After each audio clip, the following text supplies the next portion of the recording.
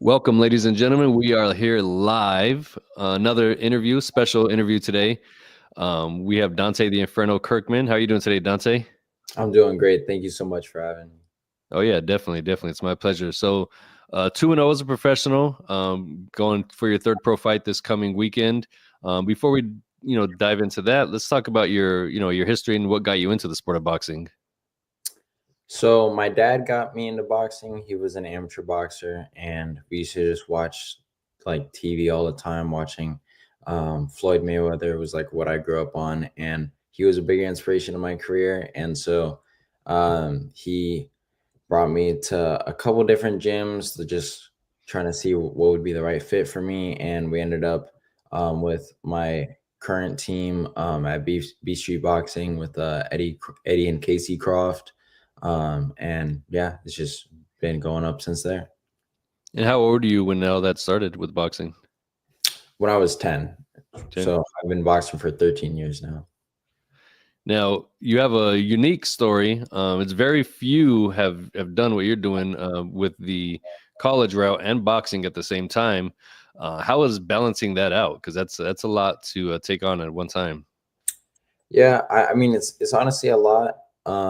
It's definitely like if I wasn't as hungry as I am for boxing, it's definitely would be an area where I would slip up at. But just because of how hard it is to balance the two. But everything I do is around boxing. So my team, like Eddie and Casey Croft, are very helpful in building around my school schedule, and then also just like I have a lot of help just planning my school around my boxing as well. So it definitely wouldn't be possible if I didn't have like a great team, but um yeah, it's just finding like a great balance for both.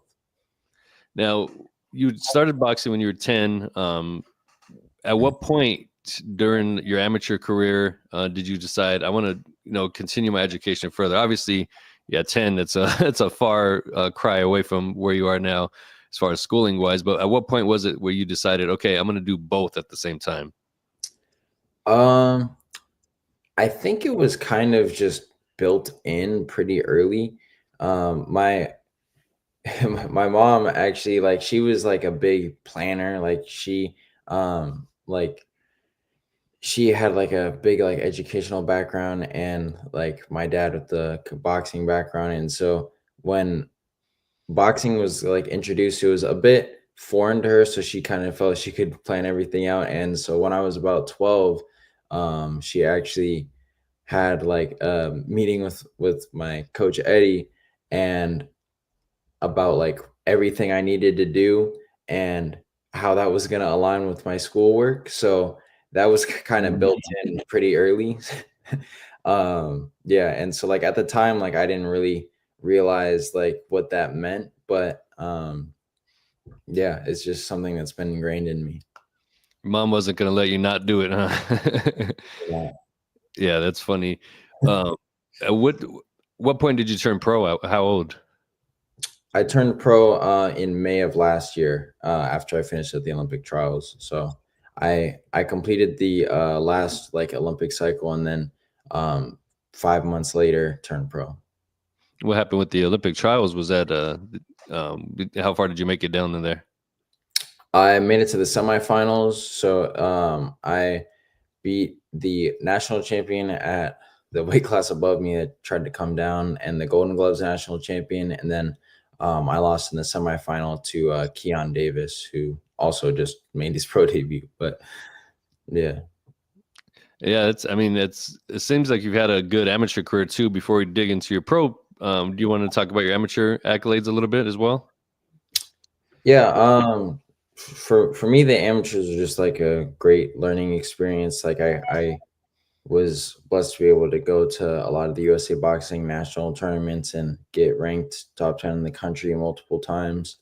I fought a lot of the number one fighters in the country and got a lot of experience that way. And yeah, so just it was great learning experience. Fought a lot of great people, and look forward to continuing as a pro.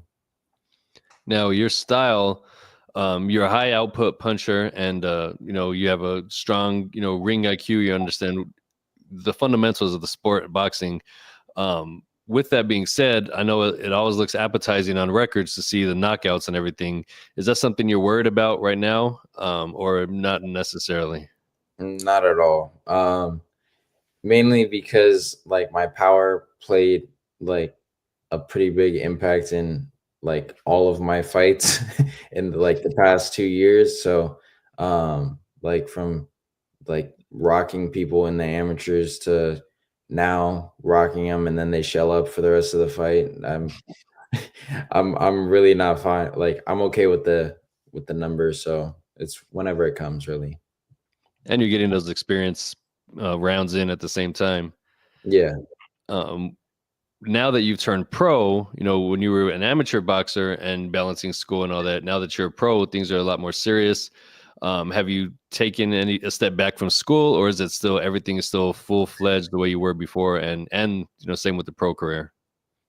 Well, boxing is my number one, so it's really like I will take a step back from school if I need to, or just kind of lighten the workload if needed. I'm almost done. I'm in my last year. I've got about 2 quarters left, so we're really just gonna try to tough it out these last like 2.5 quarters, and just from there have graduated and we'll be good. So um, yeah, but I mean everything's going great. My first two fights I was in school. My first two pro fights I was in school, and we had like a good balance of like not overworking. So yeah, I think we got it pretty under control. Oh yeah, no, without a doubt, it sounds like you have it under control there. I'm assuming you have a huge turnout with being at Stanford, and you're the only boxer to come from Stanford, literally the only one that's ever done it.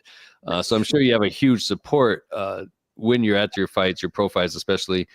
Is there any extra added pressure or nervousness that you feel? Because a lot of college sports, there's teams, there's the football, the basketball, of that. You're representing your basically university in boxing. Is there any added pressure to you? No pressure. I just really take it as a privilege, just because I really get to introduce boxing to a new crowd. Like people at Stanford, like ones that came out to my pro debut, like it was their first time watching boxing at all. So I'm really just happy to be able to introduce people to the sport and just try to show them that it's not a Rocky movie, that it's a lot more masterful than what they believe it to be, and just try to continue building a boxing fan base in people that aren't from boxing. Has anybody in school ever try to test you? Like, hey, you're a little boxer. Let's see what you're made of. Not at all, but there actually is at school that started up Stanford Boxing Club, so people are just Oh, every now and then I'll stop by to try and help out where I can, but it's actually getting like a decent amount of traction on campus. So I think it's very cool to see just people, getting into boxing, getting in shape, just not even like wanting to fight, but just loving the sport. is that something that's new that was introduced there? Yeah, I started at the actually like right after my pro debut last year, so sometime in May. So you gotta have a good feeling because it started because of you, obviously. I can't say that, but like I definitely love to support them and just help out where I can. Oh yeah, no, definitely, and I think it is. I mean, I'm pretty sure you were a big motivation behind getting that club going there as well. Now, this coming weekend is Saturday. You're back at the Fox Theater in Redwood City. Big undercard. You're fighting under Charles Martin, former heavyweight champion. There's going to be some extra eyes on there. What do you got to show? Well, what are you planning on showcasing this coming weekend against your opponent? Just that I continue to improve. Like after every amateur fight, every pro fight, I jump drastically in skill. I've had a great camp thanks to my team, Eddie and Casey Croft, and the help of Snack. I've been sparring over at Virgil Hunter's gym with Suleiman Sissoko, who's got a big fight with Mean Machine coming up, Kato Kane, and like other pro fighters, and just continuing to grow, gain experience, and just show that I'm on a trajectory to be a world champion in this sport and to be one of the best. So I just look forward to having another great shutout performance and continuing to be me. Without a doubt. And with that being said, that was going to be my next question too. The sparring. There's a lot of top guys, a lot of hungry dogs out there in your area.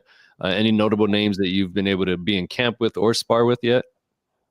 Um, I would say currently is probably like the most consistent best sparring I've had. Like obviously I've gotten like top like pros like here and there, but yeah, Suleiman Sissoko, French Olympian, top 10 welterweight, Kato Kane, another good pro, and Jacob McAlooey, another pro. He's actually fighting on the same card as me. So just consistent pro work there. In the past, I've sparred. I went to Germany for a bit to spar some Russian and German super middleweight contenders. Sparred, went to Vegas, sparred a bunch of people there, as Vegas is the hot spot there. So Oh yeah. yeah. Yeah, definitely. Vegas is booming with a lot of good top sparring there. The other interesting too is you hear a lot of people say, I'm too young, I don't need to do this. I'm educated. A lot of boxers fight because they have to fight, and clearly, you're very well spoken, intelligent. You don't have to fight. So, what is the motivation about continuing? Well, yeah, one of the people on my team, Freddie Silva, he actually says that a lot, and that's what he says. What makes me dangerous is that I don't have to, Mm, just to want. Like you see a lot of people who box for money that once they get the money, they kind of fall off or they kind of slack because they achieved their goal. My goal is to be the best in the sport, and it's been that ever since I started boxing. So I think that's a part of what just makes me dangerous is that this is truly just something that I want to pursue. And I know that I have an easy way out as far as like education, and that's just not something I intend on like going all in on. I intend on going on boxing and just keep going there. yeah, no, without a doubt. And I think I agree. There's too. It's you are more dangerous because you want to. You don't have to. So that definitely sets you apart a little bit there. With your busy schedule with boxing and schooling, how do you de-stress and relax and get your mind away from this stuff, because it can be stressful with juggling both, and then especially boxing. It's a very cruel mentally draining sport. How do you how do you handle that? Yeah, I would say my main two things, just going to church and then just playing video games, just like pretty simple, but it really like going to church makes my week every Sunday. And then every day just doing like recovery stuff at my house, just working on my body, getting massages and stuff like that, and just sitting back, relaxing. Yeah, and just trying to make sure I stay mentally happy. What video games are you into? Currently the new Black Ops that came out, so Mm. running that new Call of Duty. Yeah, that's been popular. Have you played Undisputed yet? Yeah, I played it actually. Yeah, it's pretty good. It's just kind of reminded me of a fight night back in the day. Oh So yeah, yeah. yeah, definitely. I've already spent countless hours on that one. It's it's gonna be an addiction for sure. No, yeah, I love it. Yeah, gaming. I find like a lot of boxers actually lean towards gaming. It does, and it gives a nice release too. Especially Black Ops, or where you can hop on the headset, play with friends, Fortnite, GTA, whatever those multiplayer games are. Yeah, I always find that like boxers are normally good at one thing that's not boxing. Like I know like I think like Richard Torres does like he's a magician or whatever. Or like Oh people yeah, people just have weird little hobbies that they do. And for me that's video games. So yeah. yeah. Hey, you got to do what you got to do to stay busy and keep your mind away from the sports sometimes. Yeah. Before we get wrap things up here, what other comments and shout outs do you have to give to your fans and everybody watching and supporting? Just want to give a huge shout out to the Bay Area just because I'm born and raised here. My first fight, a lot of people came. Well, actually, both my fights, a lot of people came out. But not just from Stanford, from East Palo Alto, Menlo Park, just all of the Bay Area. And so I want to say a huge shout out to the Bay Area, and just look forward to continuing to fight in the Bay Area and just try to build a fan base and, become the next Andre Ward of the Bay. I like it. I like it. And you're jumping into a deep division as well in the welterweight division. Looking ahead, further on down the line, is there anybody that you see yourself getting in a super fight with? I'm honestly not sure. I'm actually super welterweight, so and I'm still growing. So I mean, I don't really know how my body's gonna respond in 5 years from now. So I mean, we'll kind of see. But I'm just looking forward to someday getting those shots, getting those great fights, and establishing my legacy. So whoever it is, I look forward to them being my dance partner. I like it. And then last question too, because there is in welterweight, super welterweight, and middleweight division, there's some dogs in those divisions right now. Yeah. Is it more motivating to see that you might be in against some of those guys, or is it kind of like, damn, I need to really dig deep and get to that level, or is it something that you're really looking forward to trying to get in there right away and mix it up with one of those guys?